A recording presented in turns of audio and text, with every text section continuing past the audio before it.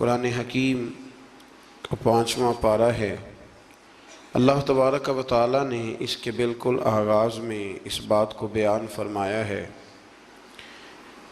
کہ جب تک عورت کسی ایک شخص کے نکاح میں ہو دوسرے کے ساتھ اس کا نکاح نہیں ہو سکتا۔ گویا قرآن مجید نے ایک اسلوب یہ بیان کیا کہ ایک وقت میں ایک خامن کے نکاح میں تو چند بیویاں ہو سکتی ہیں، لیکن یہ ممکن نہیں ہے کہ ایک عورت کے 2 شوہر ہوں۔ ہاں، جو لونڈیاں ہوں اس زمانے میں جن کا چلن موجود تھا، اس حوالے سے اللہ تعالیٰ نے گنجائش عطا فرمائی۔ اسی تفصیل کو اہل رکوع کے اندر مختلف انداز میں بیان کیا گیا اور یہ بتلایا گیا کہ اسلام ہر خواہش کو پورا کرنے کے لیے پاک، صاف اور جائز رستہ عطا کرتا ہے۔ تو اس کے ماننے والوں کو یہ چاہیے کہ وہ کبھی بھی کوئی غیر فطری، غیر اخلاقی عمل نہ کرے جس سے کہ یہ محسوس ہو کہ یہ وہ لوگ ہیں شاید جن کی تربیت نہیں کی گئی۔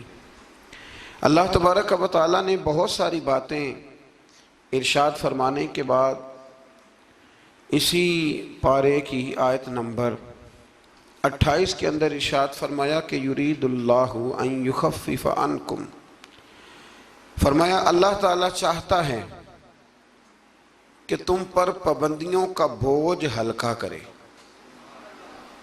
اللہ کریم کی رضا یہ ہے کہ تمہیں آسان دین دیا جائے، آسان دین۔ پابندیوں کا بوجھ تم پر کیوں؟ اس لیے خود ہی بیان فرماتا ہے، فرمایا وَخُلِقَ الْإِنسَانُ ضَعِيفًا، اس لیے کہ ہم نے انسان کو کمزور پیدا کیا ہے۔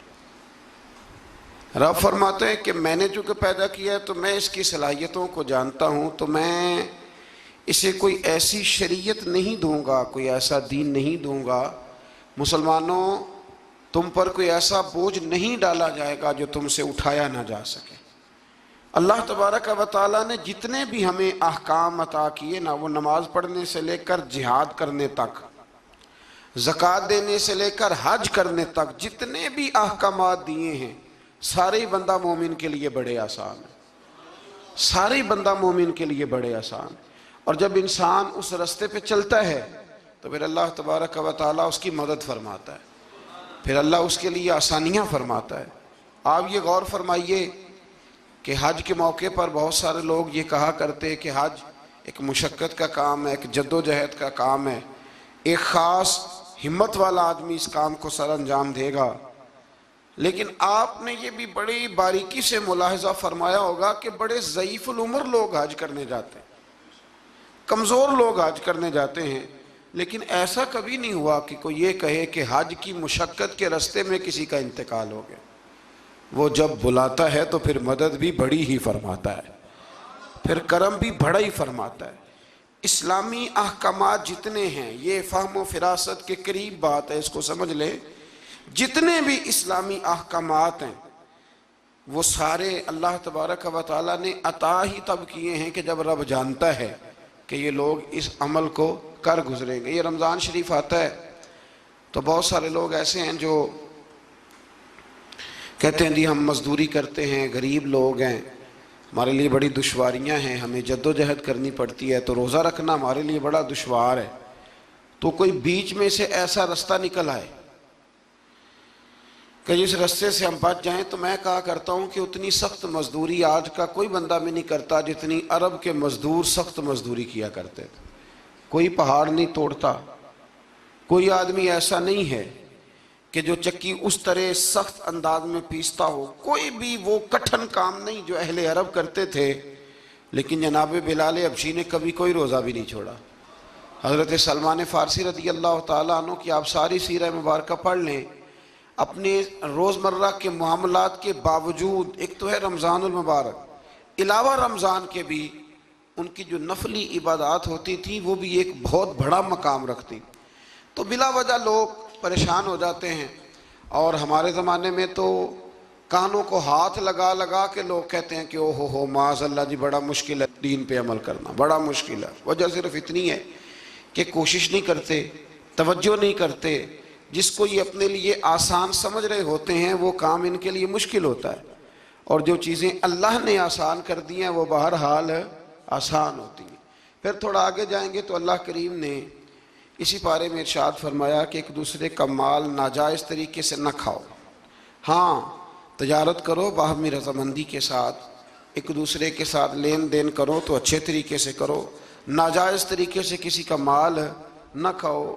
اس کی تفسیر میں ایک حدیث ہے مسند امام احمد بن حنبل میں، نبی کریم صلی اللہ علیہ وسلم نے فرمایا کہ جس شخص نے ناجائز طریقے سے مال کمایا ہے نا، یہ اسی کا تھا، اسی کا نصیب تھا، جس نے کما لیا اسی کا تھا۔ لیکن حضور فرمانے لگے اس نے جلدی کی ہے، اگر یہ تھوڑا انتظار کرتا تو اللہ یہی مال اسے جائز طریقے سے عطا فرما دیتا۔ اس نے جلد بازی کا مظاہرہ کیا ہے، غلط طریقہ اختیار کیا اس کو حاصل کرنے کا، اس نے اچھا نہیں کیا۔ تو ناجائز طریقے سے مال، آپ اندازہ فرما لیں کہ دنیا میں کتنے ایسے لوگ ہیں، کتنے کہ جو کہتے ہیں کہ ہم زندہ بھی دوسروں کے مال پہ ہیں، ہمارے پاس جو بنیادی رقم ہے تجارت کرنے کے لیے وہ بھی لوگوں کی ہے۔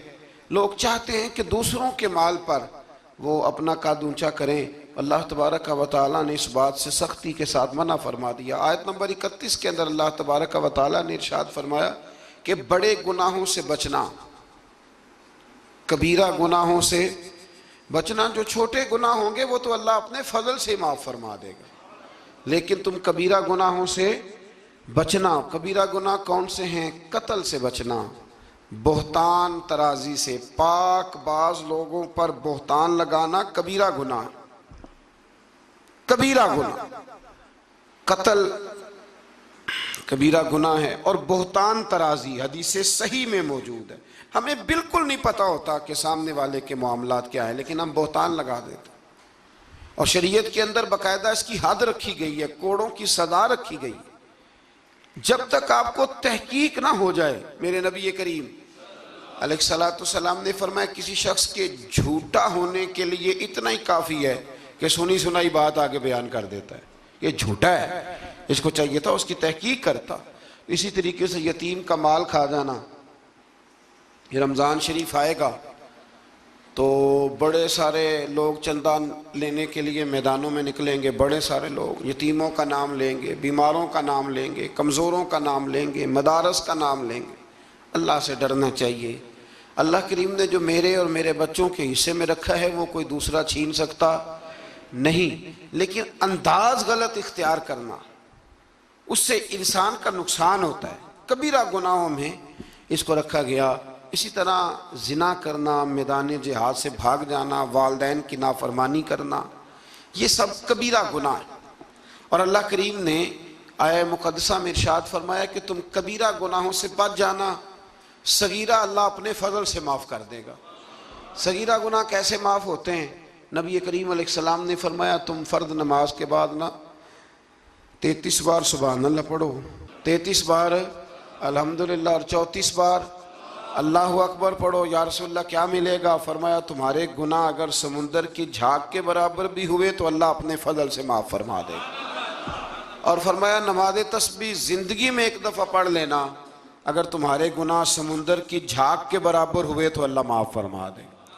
بہت سارے ایسے وظائف، بہت سارے ایسے اعمال، لیکن ان سے صغیرہ گناہ معاف ہوتے ہیں، کبیرہ گناہ ان سے معاف نہیں ہوتے۔ تھوڑا سا آگے چلیں گے تو اللہ تبارک و تعالیٰ نے حکم دیا ہے کہ اللہ کی عبادت کرو، لیکن فقط عبادت کر کے اپنے آپ کو مطمئن نہ کرو، بلکہ اس کے ساتھ حقوق بھی ادا کرو۔ وَاعْبُدُوا اللَّهَ وَلَا تُشْرِكُوا بِهِ شَيْئًا، اللہ کی عبادت کرو اور اس کے ساتھ کسی کو شریک نہ ٹھہراؤ، اور اس سے آگے بھی بڑھو۔ وَبِالْوَالِدَيْنِ إِحْسَانًا، اپنے والدین کے ساتھ احسان کرو۔ یہاں مفسرین نے بیان کیا کہ یہ نہیں کہا گیا کہ والدین پر احسان کرو، والدین کے ساتھ احسان کرو، ان کے ساتھ اچھا رویہ اختیار کرو۔ حضرت قاضی صاحب رحمۃ اللہ نے یہاں ایک جملہ لکھا ہے، بڑا ہی دل کرتا ہے میرا کہ وہ جملہ کہہ دوں۔ قاضی صاحب فرمایا کرتے کہ نیکی کا بدلہ نیکی یہ جزا فرماتے ہیں، جو احسان ہوتا ہے نا، یہ سامنے والے نے جتنی نیکی کی ہو اس سے بڑھ کر اس کے ساتھ کرنے کو احسان کہتے ہیں تو آپ فرماتے ہیں کہ اگر اماں تیرے لیے ایک رات بیدار رہی ہے تو کوشش کر تو 2 راتیں رہا کر، اور اگر والد نے اپنی زندگی کے 30 سال تجھے دیے ہیں تو دعا کر کہ کم از کم تو 35 سال اللہ تجھے توفیق دے تو ان کی خدمت کرے۔ پھر آگے ارشاد فرمایا کہ وَبِذِي الْقُرْبَى وَالْيَتَامَى وَالْمَسَاكِينِ وَالْجَارِ ذِي الْقُرْبَى وَالْجَارِ الْجُنُبِ وَالصَّاحِبِ بِالْجَنبِ وَابْنِ السَّبِيلِ، فرمایا یہ ایک لسٹ ہے، ان سب کے ساتھ اچھا سلوک کرو، والدین کے ساتھ بھی، قریبی رشتہ داروں کے ساتھ بھی، یتیموں کے ساتھ بھی، مسکینوں کے ساتھ بھی، پڑوسیوں کے ساتھ بھی، اور وہ پڑوسی جو رشتہ دار ہوں اور وہ پڑوسی جو رشتہ دار نہ بھی ہوں، اور وہ جو تمہارے مجلس کے ساتھی ہیں، کلاس فیلو ہیں، دفتر کے ساتھ رہنے والے ہیں، دوست ہیں، کلیگ ہیں، ان کے ساتھ بھی اچھا سلوک کرو، اور مسافروں کے ساتھ بھی اچھا سلوک کرو۔ وَمَا مَلَكَتْ أَيْمَانُكُمْ، اور وہ جو تمہارے قبضے میں ہیں، تمہارے داہنے ہاتھ جن کے مالک ہوئے، یعنی جو تمہارے ملازم ہیں، جو تمہارے غلام ہیں، ان کے ساتھ بھی سلوک۔ اور ہمارا سارا جو غصہ ہے وہ نکلتا ہی ملازموں پہ ہے، سارا غصہ ملازموں پہ نکلتا ہے۔ خدا نہ کرے کوئی ایسا وقت آئے، ورنہ لوگ کیا کرتے ہیں کہ جو غصہ کسی اور کا ہوتا ہے وہ بھی جانے کس عمر میں جائے گی یہ عادت میری، روٹھنا اس سے تو غیروں سے الجھتے پھرنا، یعنی غصہ کسی اور کا اور نکل۔ حضرت صدر الشریعہ رحمۃ اللہ علیہ صاحب بہار شریعت فرمایا کرتے تھے کہ جو ٹیچر ہے نا پڑھاتا ہے، اور جب غصے کی حالت میں ہو تو کلاس میں نہ آیا کرے، ایسا نہ ہو کہ بیگم صاحبہ کا غصہ بھی بچوں پہ نکال کے چلا جائے، وہ کلاس میں نہ آئے، وہ جب اپنے مزاج کو معتدل پائے تو پھر وہ کلاس میں آئے۔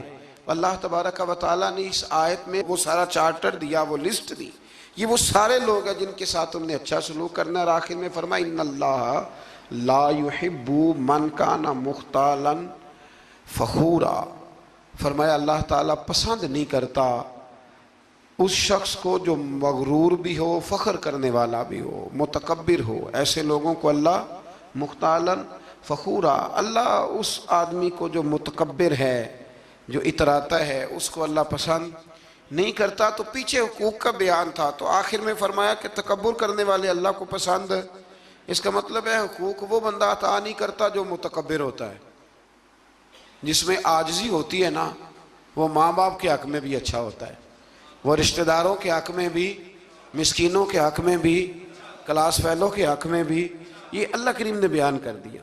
فرمایا جو متکبر ہوتا ہے وہ کسی کے حق میں بھی اچھا نہیں ہے۔ آخر میں تکبر کا ذکر کرنے کا معنی یہ ہے کہ وہ بندہ اگر عاجزی والا ہو تو پھر وہ سارے حقوق صحیح طور پر ادا کر لے گا۔ تھوڑا سا آگے بڑھ کے اسی پارے میں اللہ تبارک و تعالیٰ نے بخل کی، کنجوسی کی مذمت فرمائی۔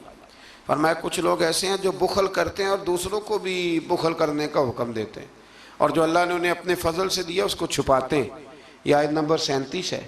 آپ کو بہت سارے لوگ معاشرے میں ایسے ملیں گے جو آپ کو مشورہ دیں گے، چھوڑو یار، یہ ان لوگوں کا تو کام ہے چندے جمع کرنا، یہ تو کام ہے ان لوگوں کا، یہ آ جاتے ہیں ویلفیئر سوسائٹی والے، یہ آ جاتے ہیں سڑک بنانے والے، اسکول والے، یہ لوگ آ جاتے ہیں، تو یہ مشورہ دیا جاتا ہے، خود بھی بخل کرتے ہیں اور لوگوں کو بھی بخل کا مشورہ دیتے ہیں۔ یاد رکھے اللہ تبارک و تعالیٰ جب آپ کو آپ کی ضروریات سے زیادہ دیتا ہے نا، تو اس کا مطلب ہے کہ پھر اللہ نے آپ کو کسی کے لیے بانٹنے کے لیے دیا ہے۔ جب اللہ تبارک و تعالیٰ نے دیا ہے تو پھر اللہ کے دیے سے اس کی راہ میں خرچ کرنا یہ انسان کو نفع دیتا ہے، یہ اس کا فائدہ کرتا ہے۔ میرے نبی پاک علیہ السلام نے فرمایا جب صبح ہوتی ہے نا تو 2 فرشتے زمین پر اترتے ہیں، ایک فرشتہ یہ کہتا ہے کہ اے اللہ سخی کو زیادہ عطا فرما، اور دوسرا کہتا ہے اللہ جو بخیل ہے نا، کنجوس ہے، ہونے کے باوجود خرچ نہیں کرتا، اللہ اسے روک لے، اسے عطا نہ فرما۔ دونوں فرشتے یہ کہتے ہیں، اور حضور فرمانے لگے جو سخی ہے وہ اللہ کے بھی قریب ہے، لوگوں کے بھی قریب ہے، اور جنت کے بھی قریب ہے، اور جو کنجوس ہے وہ بندوں سے بھی دور ہے، معاذ اللہ اللہ سے بھی دور ہے، اور جنت سے بھی دور ہے۔ تو کوشش کریں جو اللہ نے دیا ہے اس میں سے اللہ کے راستے میں خرچ کیا جائے۔ انہی آیات مقدسہ میں پھر امانتیں ادا کرنے کا بھی حکم ہے، آگے چل کے پھر حسد کی ممانعت بھی فرمائی گئی، پھر ان لوگوں کو سمجھایا گیا کہ جو بلا وجہ لوگوں کو حاکموں تک لے جاتے ہیں، یعنی بلا وجہ کے مقدمات، بلا وجہ یہ جو ہمارے مالدار لوگ ہوتے ہیں انہوں نے تو ایک پکا وکیل رکھا ہوتا ہے مقدمے کرنے کے لیے، اس پہ بھی کر دو، اس پہ بھی کر دو، اس پہ بھی کر دو، الجھائے رکھتے، اور بغیر کسی سبب کے بعض لوگوں کی یہ عادت ہوتی ہے لوگوں کو تنگ کرنا، نوٹس بھیجتے رہنا۔ اللہ کریم نے ان آیات کے اندر منع فرمایا۔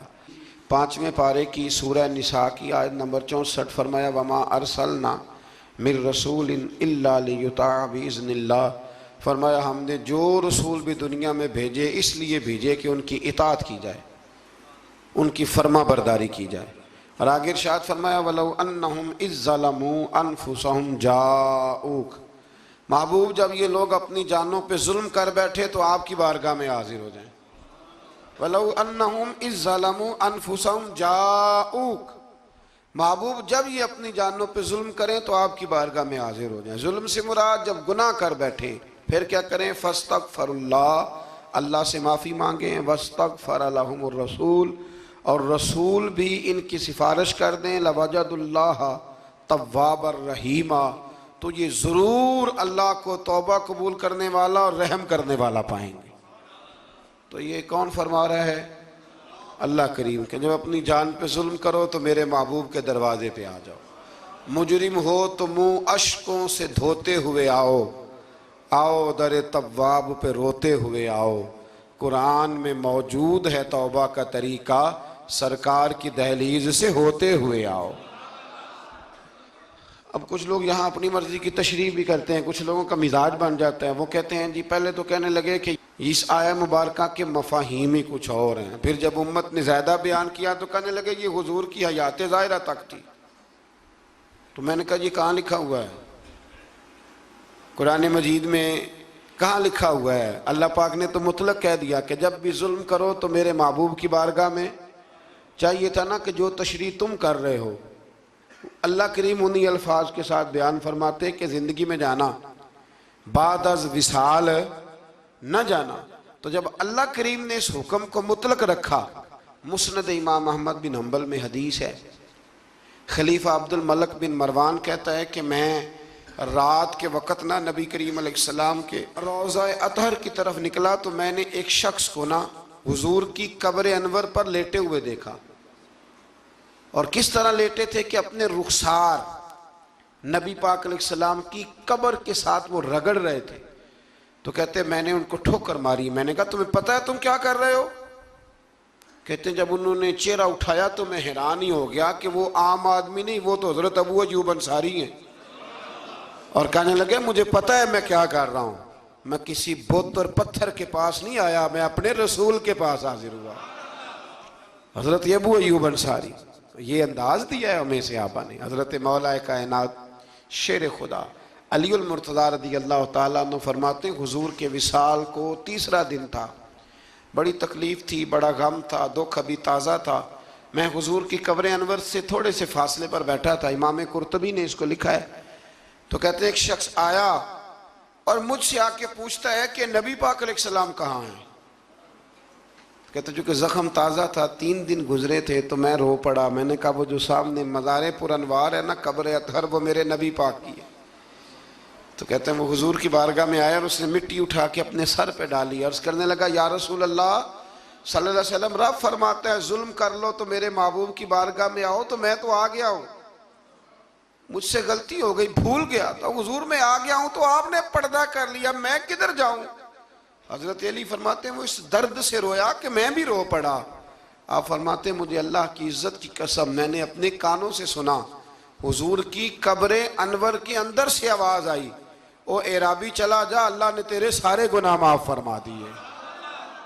مجرم ہو تو منہ اشکوں سے دھوتے ہوئے آؤ، آؤ در تواب پہ روتے ہوئے آؤ۔ قرآن میں مذکور ہے توبہ کا طریقہ، پر سرکار کی دہلیز سے ہوتے ہوئے آؤ۔ اور پھر بالکل متصل اس سے آگے فرمایا فلا وربک لا یؤمنون حتی یحکموک فیما شجر بینہم۔ کیا انداز ہے! اور اس انداز کی یہ قرآن مجید میں شاید انفرادی آیت ہو۔ فرمایا محبوب مجھے تیرے رب کی قسم، عجیب انداز ہے نا قسم اٹھانے کا، اے محبوب مجھے تیرے رب کی قسم، یہ انوکھا انداز ہے۔ قرآن مجید کا، فرمایا محبوب مجھے تیرے رب کی قسم یہ لوگ اتنی دیر تک مومن نہیں ہو سکتے جب تک اپنی ہر بات میں تیرا فیصلہ قبول نہیں کر لیتے۔ بڑا معروف واقعہ ہے لیکن یہاں اس کا ذکر کرنا بھی بڑا ہی ضروری ہے۔ ایمان اور عقیدے کے لحاظ سے وہ اتنا زرخیز واقعہ ہے، اتنی خوبصورت ٹھنڈک ہے کہ جو دل کو، آنکھوں کو، کلیجے کو سکون دیتا ہے۔ ایک منافق کا اور ایک یہودی کا جھگڑا ہو گیا۔ وہ جو منافق تھا نا وہ کلمہ پڑھتا تھا، منافق کہتے ہیں اس کو ہیں جو اپنی زبان سے کلمہ پڑھے اور اندر اس نے نفاق چھپایا ہو، دونوں کا جھگڑا ہو گیا۔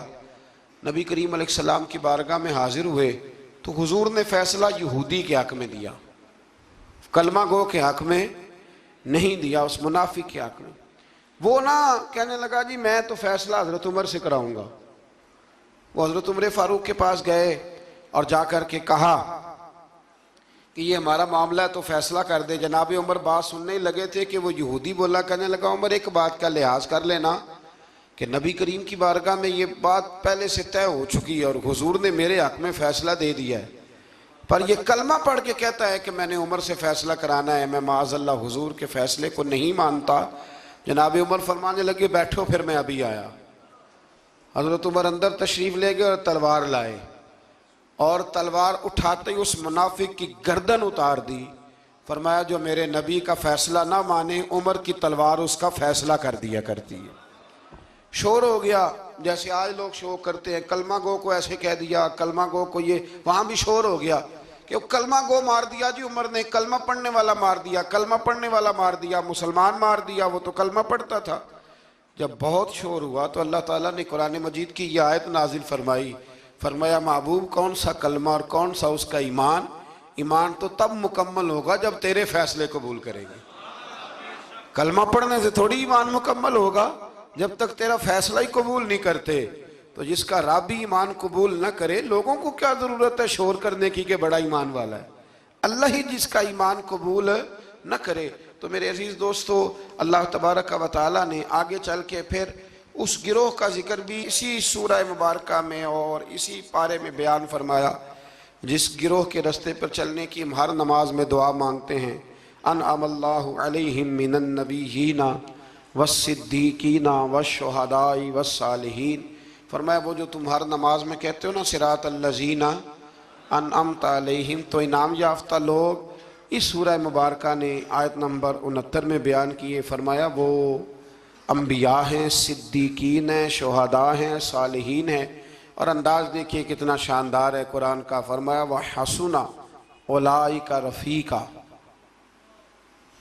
فرمایا یہ کتنے اچھے ساتھی ہیں، وَحَسُنَ کتنے حسین دوست ہیں، ان سے دوستی کرو، ان سے دوستی، یہ بڑے حسین لوگ ہیں، بڑے حسین انبیاء، صدیقین، شہداء اور صالحین۔ تو اللہ تبارک و تعالیٰ نے پھر طاغوت کے رستے پر چلنے سے منع فرمایا اور اپنے رستے پر چلنے کا حکم دیا۔ ایک آیہ کریمہ اور پڑھتا ہوں اور بات کو سمیٹتے ہیں۔ اسی قرآن مجید کی سورہ نساء میں، اسی پارے میں آیت نمبر 82 میں اللہ کریم نے قرآن کی، اسلام کی اور دین کی ایک اور صداقت کو بیان کیا۔ فرمایا افلا یتدبرون القرآن، کیا یہ لوگ قرآن میں غور نہیں کرتے، تدبر نہیں کرتے، توجہ نہیں کرتے قرآن میں۔ فرمایا وَلَوْ كَانَ مِنْ عِنْدِ غَيْرِ اللَّهِ، اگر یہ اللہ کے علاوہ کسی اور کی طرف سے ہوتا، لَوَجَدُوا فِيهِ اختلافاً كَثِيرًا، تو یہ اس میں بڑا سخت اختلاف پاتے، یہ اس میں پاتے کہ بہت ساری جگہوں پہ متضاد باتیں ہیں، کہیں کچھ کہا جا رہا ہے اور کہیں کچھ کہا جا رہا ہے۔ قرآن مجید ایک دم نہیں آیا، جو کتاب ایک دم لکھی جاتی ہے نا اس میں اختلاف نہیں ہوتا، 23 سالوں میں آیا ہے۔